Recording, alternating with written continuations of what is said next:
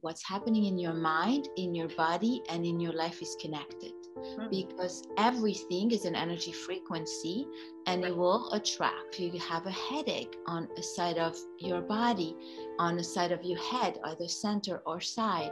That will mean you will have maybe frustration or maybe anxiety. Like, it is related.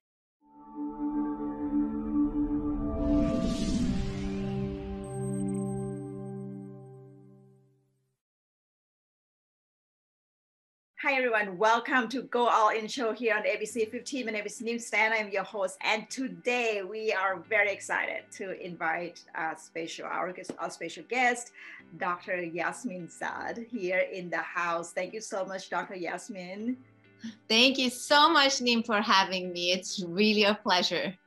Wow, wonderful. Well, Dr. Yasmin, tell us a little bit about what you do, a little bit about your journey, so that we get to know you a little bit more, because you have done an amazing work and you are a healer and a teacher and heal so many lives at this moment. So please share with us. Yes, I'll be honored. So for those of you who do not know me, I'm Dr. Yasmin Saad, and I'm top 3 psychologist in New York City.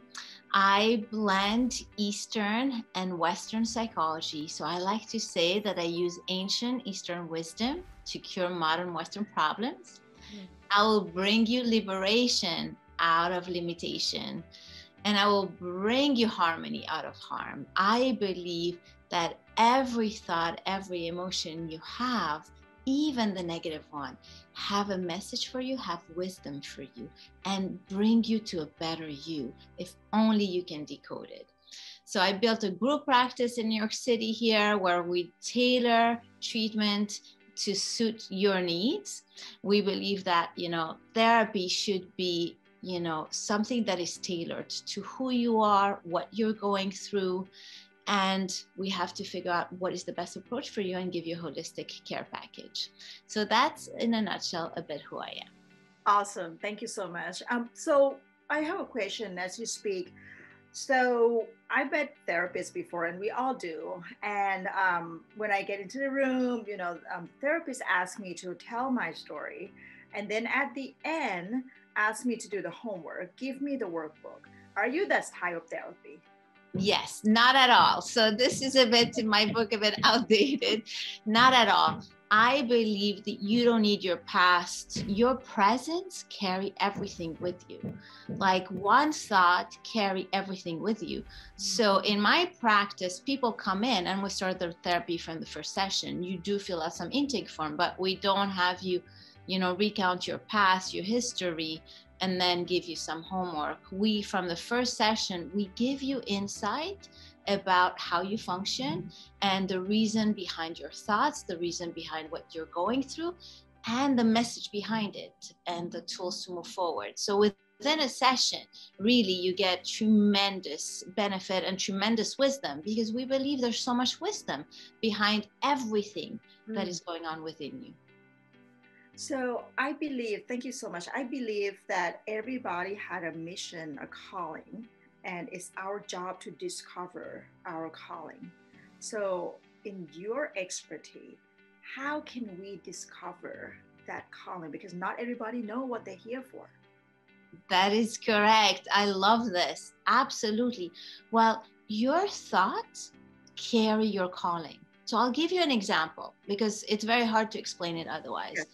Like, I'll give you an example of a patient we had in my practice who was not feeling good enough. And a lot of people have thought, I'm not good enough.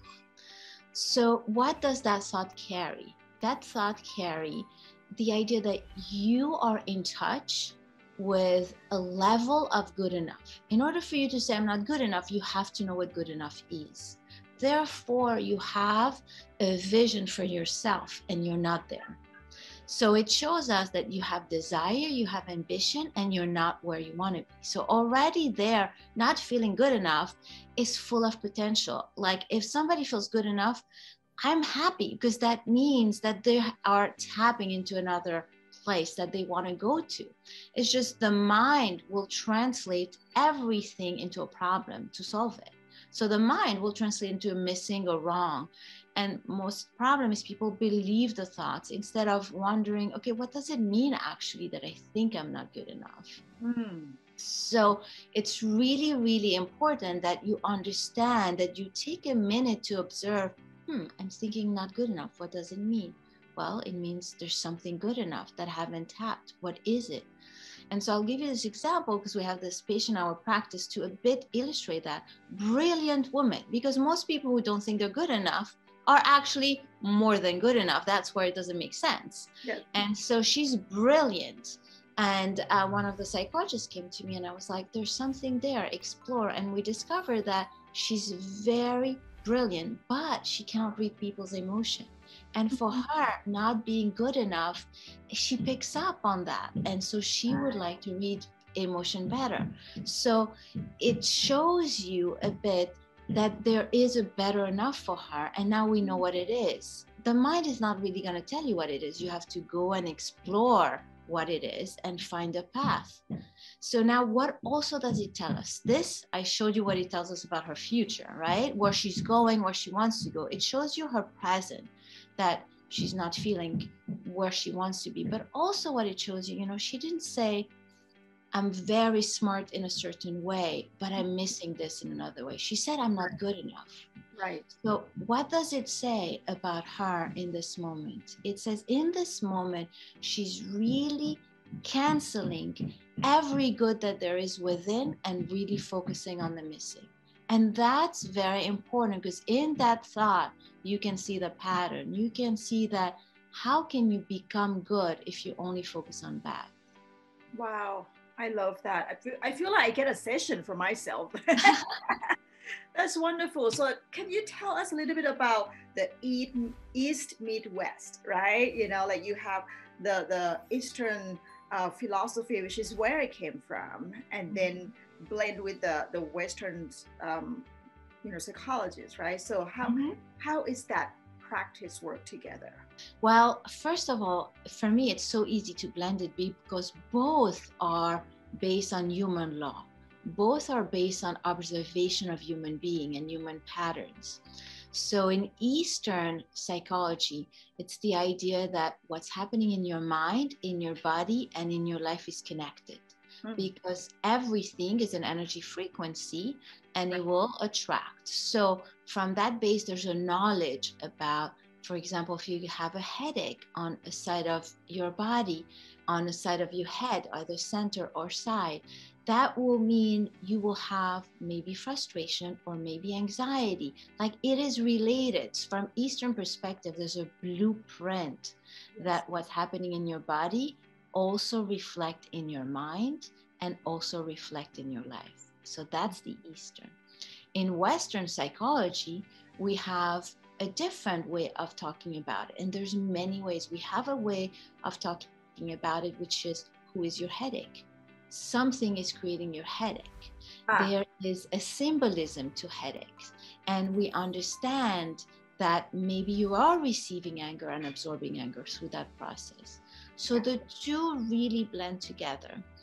The best way I'm going to describe is by, again, give you an example. I had a patient come to my practice feeling like very anxious. And so right away I picked up that he had difficulty letting go, that he was really planning, predicting every possible scenario, being really anxious. And I was right on point. And he was nodding that I was correct. But most people, when they come, they have an aha. And I didn't get that. And so I was like, it's not the core. I didn't hit the core. I know everything I'm saying is right, but it's not the core. And so at some point he was twitching in his chair. And I noticed he was really uncomfortable in his body. So I asked, I noticed you're uncomfortable in your body. And he's like, oh, I have terrible back pain. I said, okay, where's the back pain? Because depending on the location, there are some stagnation in the back pain. And so he said upper back.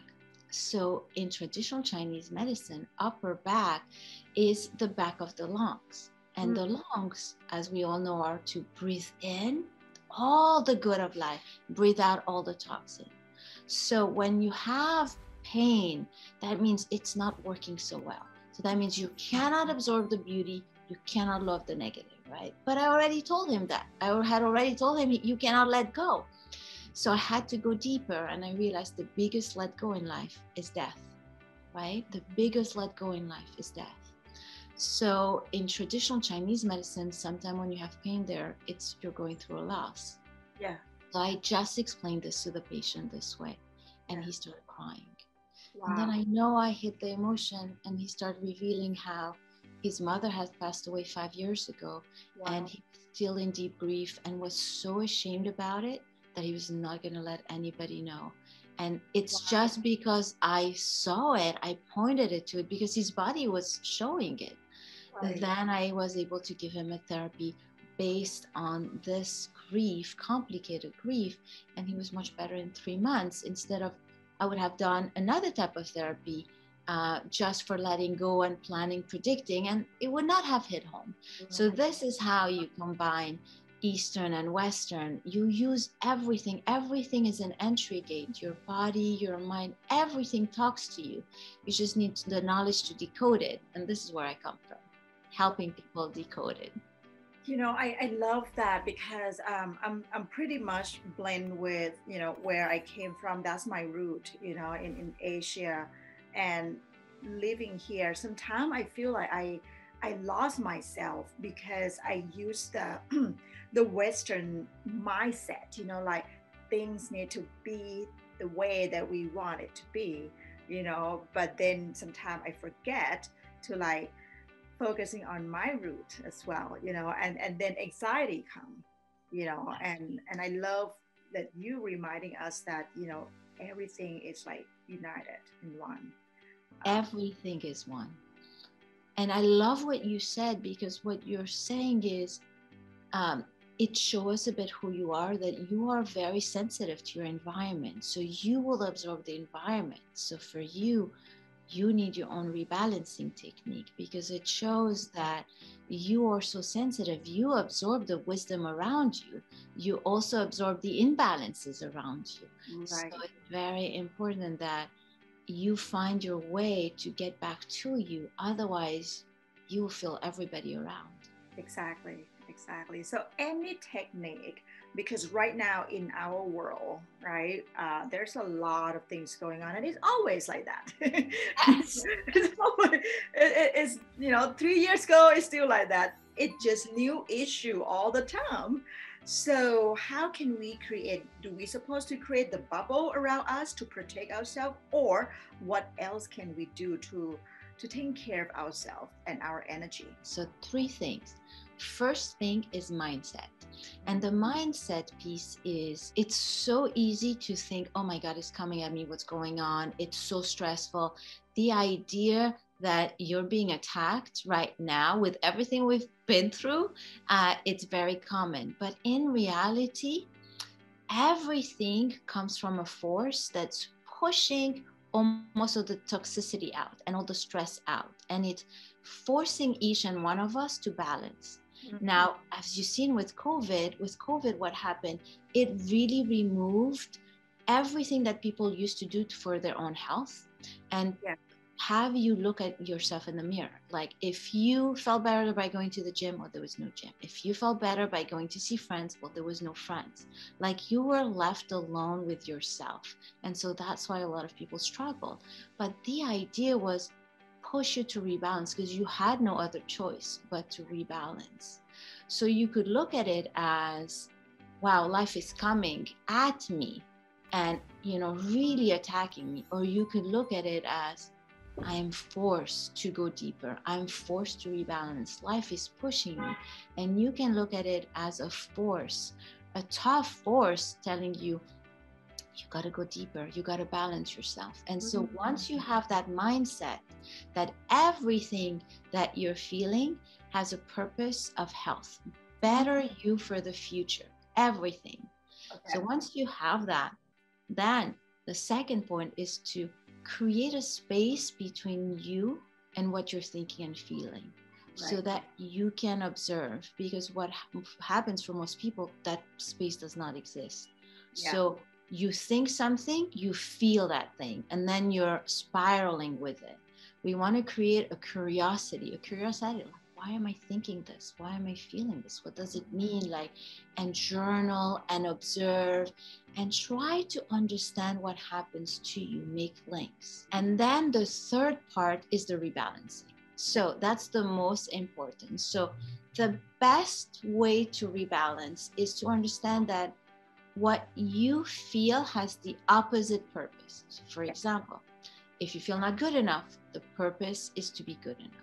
If you feel so angry, it's because your desires are not met. That means you have to look at, be in touch more with who you are and your desire and move forward.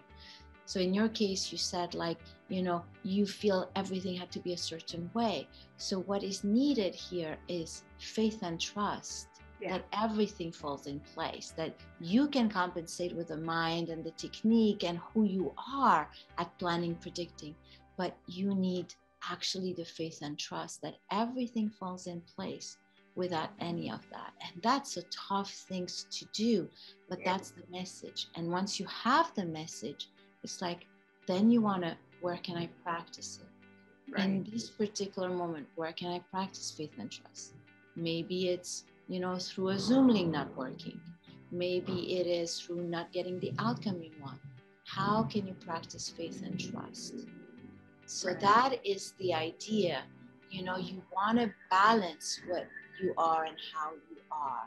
But it first starts with the mind, because that's where it starts. We could add so many things. After that, it has to be tailored. We can introduce Qigong. We can introduce acupressure points. We can introduce so many things. But the first 3 steps needs to be put in place for people to be able to get the wisdom behind what's happening to them and for them. That's lead me to the next question, Dr. Yasmin. My audience, they're all entrepreneurs. And especially, I think during the COVID, you know, there's new entrepreneurs like born, right?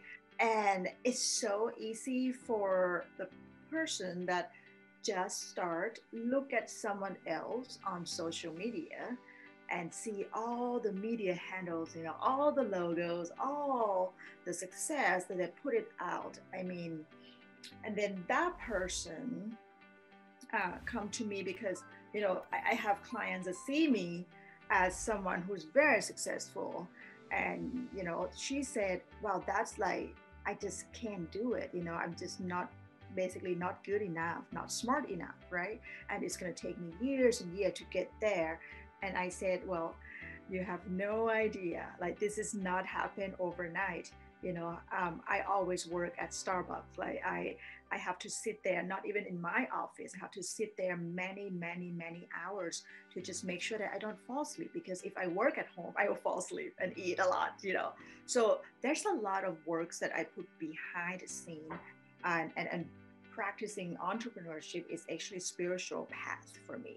I can't do it without connecting to myself and my higher self.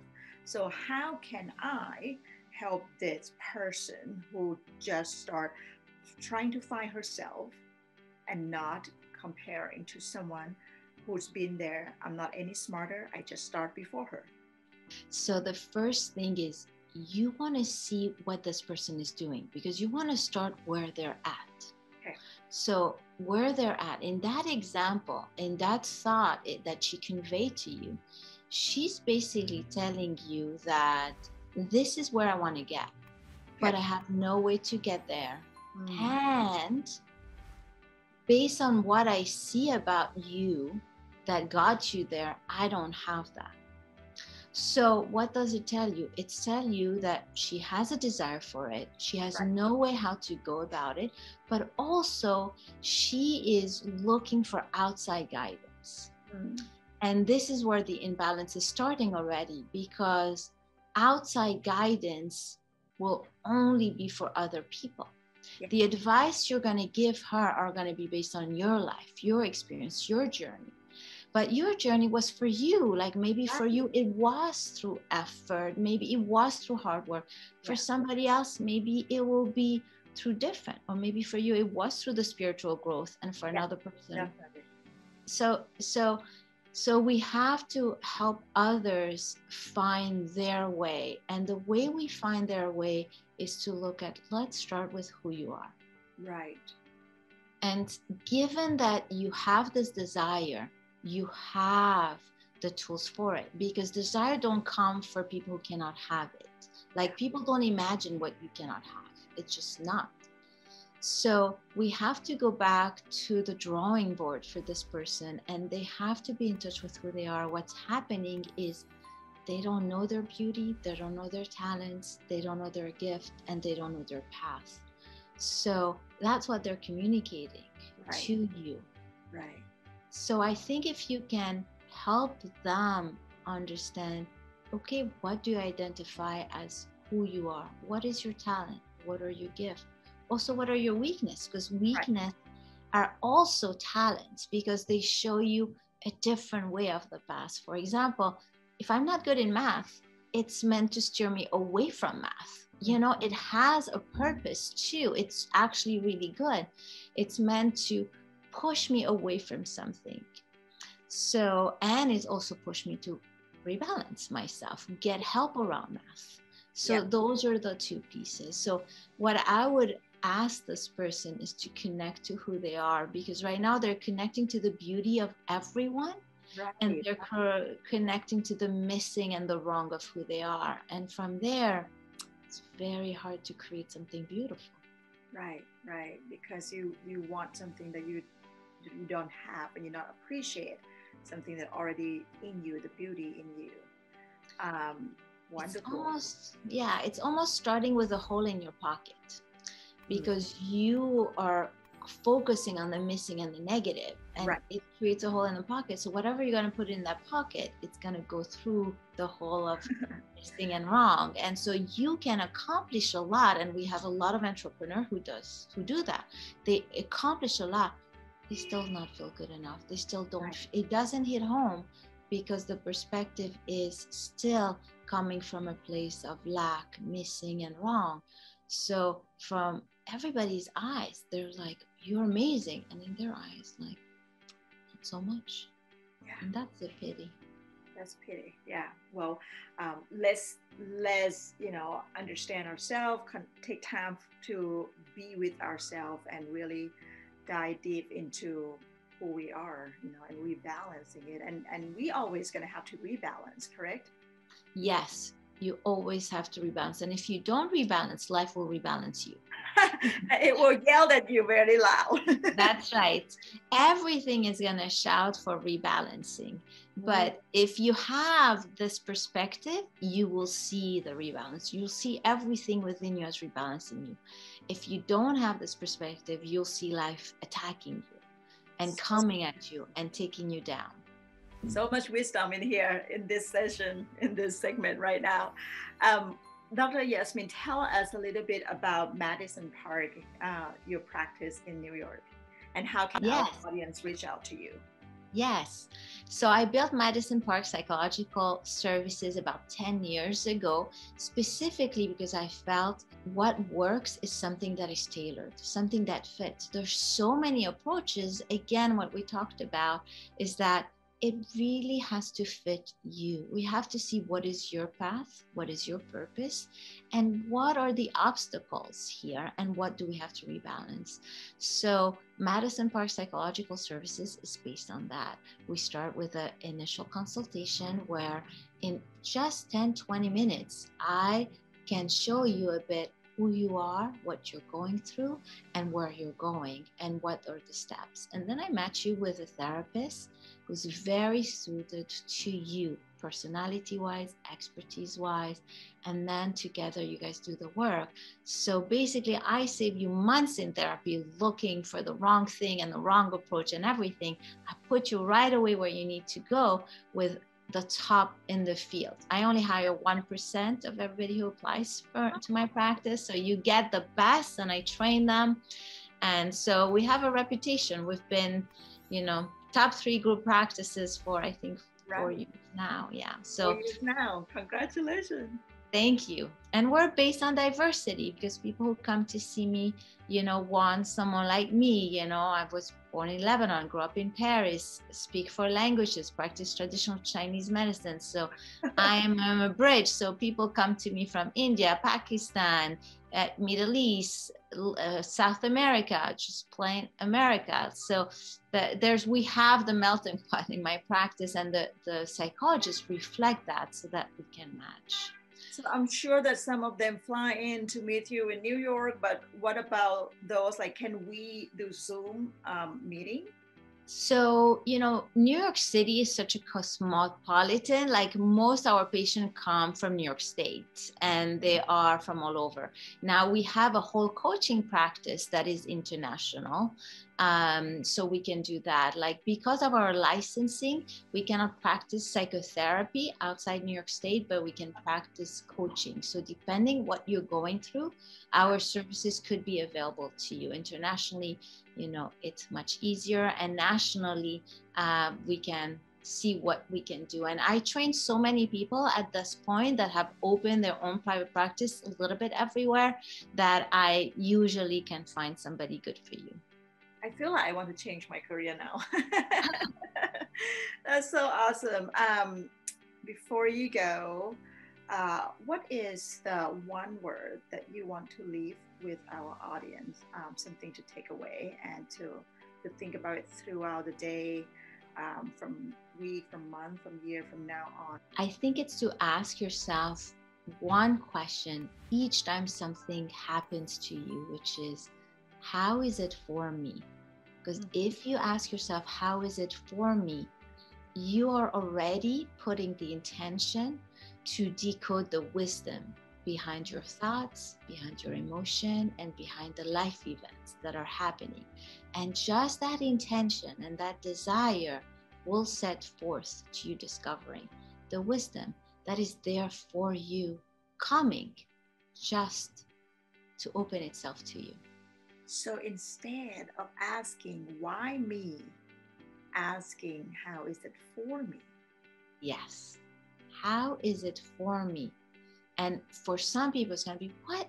How can this be for me? There's no way this is going to be for me. I'm having a stressful day. There's no way this is for me. Yeah. It is. And once you start thinking, you're like, oh, wait, maybe it's to help me balance my stress. Maybe it's to help me find ways to learn to de-stress. Maybe once you ask the question, you will find your own answer, because we carry the wisdom within. We just have to ask ourselves the question to tap into it. I feel like sometimes it's just like a little kids. I'm just like, why is it for me? How is it for me? Like, why me? But this is amazing. Thank you so much, Dr. Yasmin, for your time today. Hang out with us and GoAllInTV. Would love to invite you back again next time. And for right now, thank you. Thank you so much, Neem. It was a real pleasure, and I'll be very happy to be back. Thank you so much. We'll definitely see you again. Have a wonderful day.